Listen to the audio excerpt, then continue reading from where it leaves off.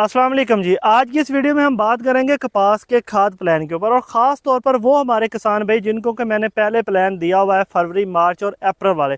इस वक्त कपास बड़े क्रिटिकल स्टेज के ऊपर है।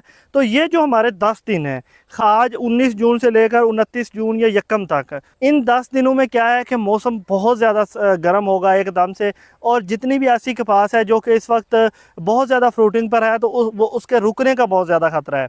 तो उससे बचने के लिए मेरी ये रिकमेंडेशन है कि जो आप खाद दे रहे हैं रूटीन के साथ, एक दफ़ा एक पानी का जो आपका वारा है उसमें उसको डबल कर दें। मिसाल तौर पर अगर आप यूरिया अपनी ज़मीन के हिसाब से और मेरे खाद प्लान को मद्देनज़र रखकर 15 किलो दे रहे हैं, तो इस दफ़ा आपने 30 किलो देनी है। नाइट्रोफास इस तरह आप 15 या 17 किलो या हाफ बैग दे रहे हैं, तो उसको आपने 40 किलो या 50 किलो पूरा बैग दे देना है। क्योंकि ये 10 दिन क्या है, कपास स्ट्रेस में जाएगी, क्योंकि एक तो फ्रूटिंग बहुत ज़्यादा, ऊपर से वेदर बहुत ज़्यादा गर्म होगा, वेदर स्ट्रेस आएगा। शदीद गर्मी की सूरत में अगर कपास रुक जाती है तो फिर ज़्यादा मसला होगा, और आगे जाकर हमें खाद मज़ीद ज़्यादा देनी पड़ जाएगी उसको चलाने के लिए।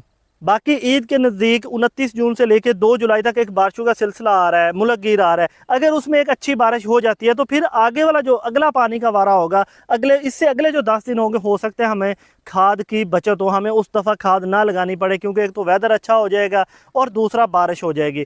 तो बहरहाल आज के और ख़ास तौर पर इन 10 दिनों का प्लान ये है कि आपने खाद की डोज को डबल रखना है और लाजमी करना है, ताकि कपास को स्ट्रेस में और रुकने से बचाया जा सके। तो इंशाल्लाह जैसे ही अगला स्पेल आएगा बारिशों पर, उस पर मज़ीद वीडियो बनाएंगे। इजाज़त दीजिए, अल्लाह हाफिज़।